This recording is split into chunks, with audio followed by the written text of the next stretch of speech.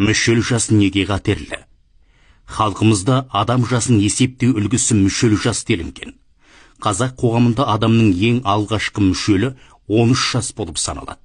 Әр мүшелдің ішінде адамның өзіне тән ерекшеліктері мен болмысы қалыптасады екен.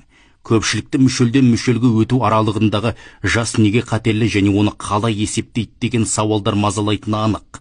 Олай болса, сұраққа жауап іздеп көрелік. Мүшел жасты есептегенде мына бір ерекшелікті қаперге алған жөн. Яғни бала 13 жасқа толғанда бір мүшел деп қайратта, кейінгілеріне 12 жылдан қосып отырады.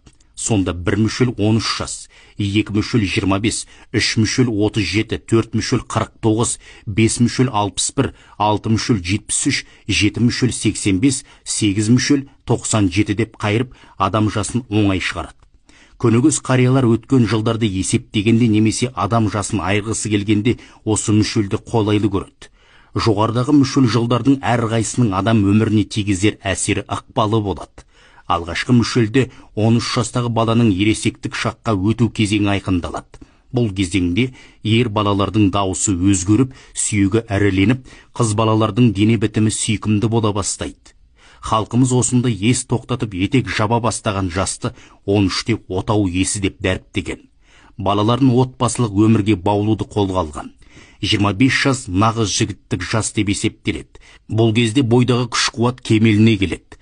Тасыған күш қайратты қайда жұмсарын білмей жалындап тұратын кез. 37 жас өмірдің жақсы жаманын, оң солын танып, ақыл тоқтатып 40-тың қырқасына көтерілген кез. 49 жас бойдағы күш қайта бастағанымен кәрілікті әлі мойындамаған, ақыл ойы нағыз кемеліне келген ердің жасы. 61 жас даналығы артып, өткеніне сын көзбен қарайтын, тәубеге келетін кезең. 73 жаста адам кәрілікті мойындап, бойы еңгіш тартады, аяғы тұсалып, жүріп тұруы қиындайды. 85 жас бұл жаста адам жүріп тұрудан, ұйқыдан қалады, бала сияқты өкпелегіш болып, күйбең тірлікке түседі. 97 жас бұл мүшелге жеткен адамдардың кейбірі жас баладай жаутаңдап, қауқарсыз болып қалады.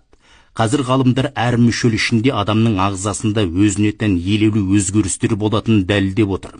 Ғылым енді ашқан жаңалықты ата-бабаларымыз бұрыннан білген. Адам кемелденген сайын қауіп көп болады деп есептеген. Сол себепті дана халқымыз мүшелге ерекше мән беріп, қатерінен сақтану үшін түрлі ырым жоралғыларды жасайтын болған. Психолог мамандар 13 пен 37 жасты ең қауіпті кезеңдердің біріне жатқызады. Әдетте оны ұстанатында, оған сенбейтін де адамдар бар.